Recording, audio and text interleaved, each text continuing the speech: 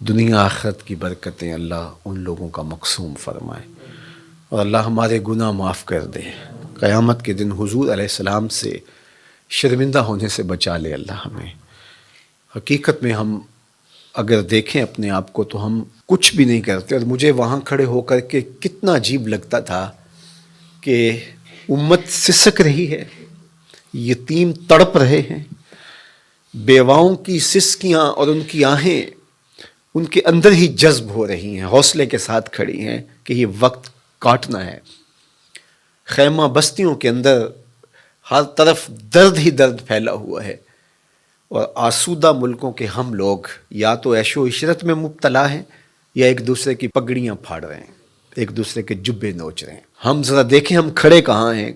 کیا یہ منہ حضور کی بارگاہ میں لے کے ہم پیش ہونے کے قابل ہیں کہ حضور کی امت پہ ابتلائیں ہوں، آزمائشیں ہوں، انسانیت تڑپ تڑپ کے دم توڑ رہی ہو، اور ہم نان ایشوز کو اٹھائیں اور پھر اس پر ہم مناظروں کا ایک ماحول پیدا کر دیں، اور اس امت کو ٹکڑے ٹکڑے کرنے کے عمل میں ہم معاون اور ممد ہو جائیں، اس کو ہم خدمت دین سمجھیں۔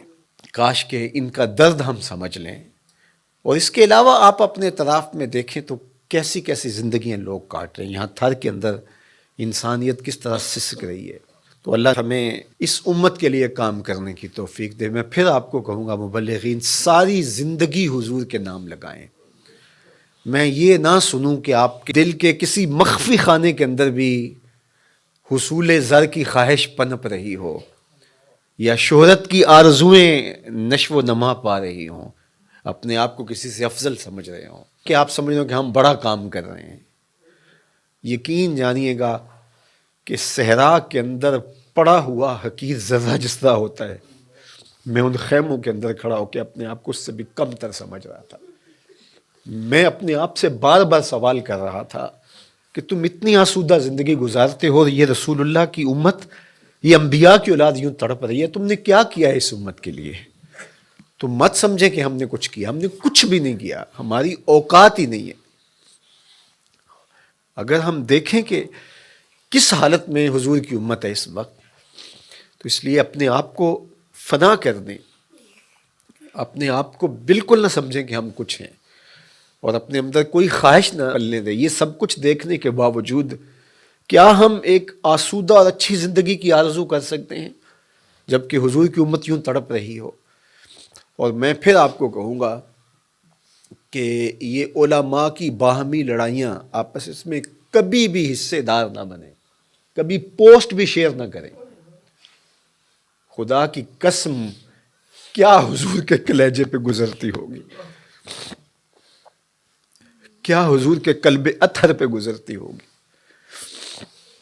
یتیموں سے بھری ہوئی کائنات، اور ہم کیا کھیل کھیل رہے ہیں۔ تو میں آپ سے کہوں گا کہ کبھی بھی کسی ایسی چیز میں شامل نہ ہو جو حضور کی امت کے حصے بکھرے کرنے کا ذریعہ بنے۔ امت بنے، امت بننے کی کوشش کریں، اور حضور کی امت سے پیار کریں۔ جو بھٹک گئے ہیں ان کو راہ راست پہ لانے کی کوشش کریں۔ ہمارا کام اتنا ہی ہے، یہ پیغمبروں نے بھی کہا وما علینا الا البلاغ، ہمارا کام پہنچا دینا ہے، اور انہوں نے پہنچا دیا۔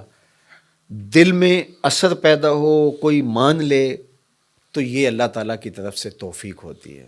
یہ مشت خواہ کام آ جائیں حضور کی امت کے لیے، کل حضور علیہ السلام کی بارگاہ میں پہنچے تو شرمندگی سے بچ جائیں، نہ یہ کہ ہمارے بدن میں کسی کا حسد پل رہا ہو، کسی کا بغض پل رہا ہو، کسی کی نفرتیں پل رہی ہوں، کہیں لالچ پل رہا ہو، کہیں تکبر جنم لے رہا ہو، کہیں خود نمائی ہو، کہیں تسنع ہو، کہیں بناوٹ ہو، تو ان بتوں کی پرستش ہم کرتے کرتے ساری زندگی گزارنے، اور جب آنکھیں بند ہوں پھر پتہ چلے کہ سب کچھ برباد کرائے، پلے کچھ بھی نہیں تھا۔